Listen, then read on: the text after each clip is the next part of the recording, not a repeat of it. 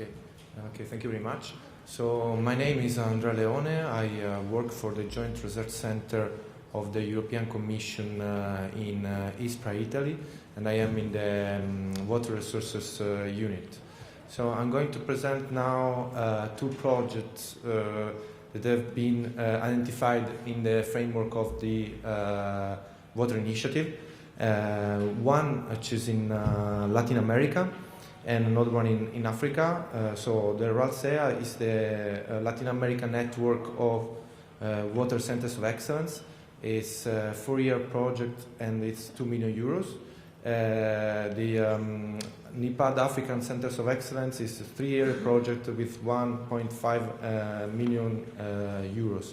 Both of them are implemented by my office, the Joint Research Center. So they have quite a few things in common. One is the main objective, so to try to improve the links between the policy level and the scientific level. On one way to try to push the policy level to identify the needs that then the scientific level can answer, and then on the other way the scientific level to provide that knowledge and to support the development of the sector. The way the two projects have been identified are quite similar. So there was, first of all, an institutional initiative. In Africa was the NIPAD bringing on this initiative, and in Latin America was more a joint initiative of the Latin American governments and of the European Commission. So there was a selection process, so a call, was a call for collaboration, and then a selection process based on excellence criteria, so research index, financial sustainability, etc. In Africa, this selection process was carried out by the NIPAD, supported by the Water Research Commission of South Africa and by the IRD in France, and in Latin America by the European Commission together with the Latin American governments.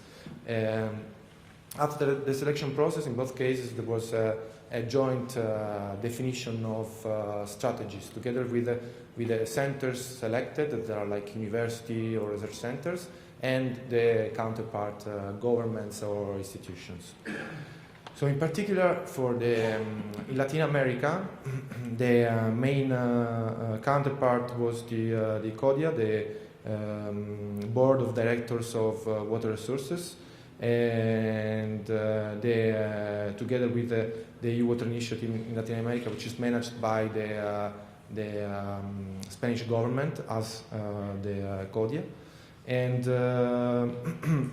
was identified also in the framework of a EU Latin America summit. So it is a regional project with 18 countries involved. So at the end, after the selection process, there were 16 countries, so institutions from 16 countries selected.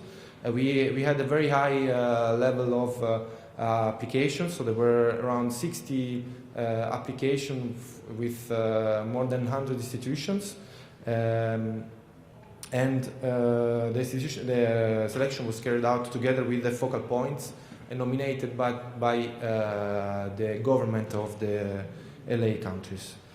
After the selection, there was the definition of the priorities.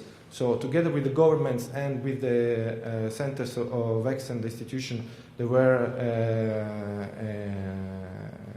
series of priorities identified, and were 3 working groups established. These are the priorities with the working groups. So one is on hydrological balance, so more maybe on variability of hydrological balance. Second one on water quality and sanitation, so it's more oriented on capacity building and the definition of quality indices. And then a third one on stakeholder analysis, which aims at identifying the joint needs that the institution can have on capacity building and address those needs with trainings and capacity building activities. So this was for Latin America. For Africa, there was as I said, it's the NIPAD who started this initiative for the identification of the centers of excellence. The main objective were strengthening the continent's scientific and technological development and providing guidance from those networks to the regional policymakers. There are, for the moment, two networks running. One is in Southern Africa with a coordinator in Stellenbosch in South Africa, and there are 5 countries involved.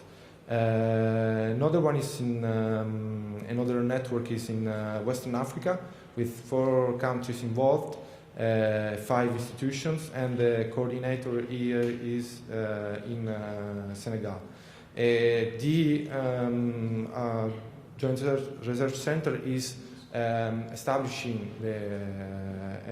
financing first of all the coordinator, and then the coordinator organizes and distributes the activities to all the other members. There are also 3 thematic axes. So first of all is to identify at regional level the needed skills for sector development that the networks can then address, and also identify what are the needs for the centers to be able to address and to carry out those trainings and capacity buildings. For instance, we have quite few universities that are very specialized on technical issues and less on socioeconomic issues. So there would be a particular training dedicated to application of socioeconomic issues to the water sector. Another one is very much related to SPLASH, which is the knowledge management and knowledge transfer. So the idea is that there is also at local level a lot of knowledge which is not well managed, which is not maybe accessible with other programs. So the idea is to support them in making this information having a bigger impact on the sector. And another one is also improving research capacities on this. We also did joint activities with SPLASH, with the training that Miriam just described. So for the moment, the activity that they're carrying out, which started more or less 1 year ago, it's on the definition of on analysis, regional analysis of the sector, understanding weaknesses and strengths, and the reports are just out. And on the basis of this needs analysis, they are defining a joint common strategy for answer those issues. So for the future, they foresee to develop a stronger business plan, which was an issue raised by different donors that are willing to support them but want a clear definition of the future activities. They have all the deliverables to submit to the JRC in the framework of our support.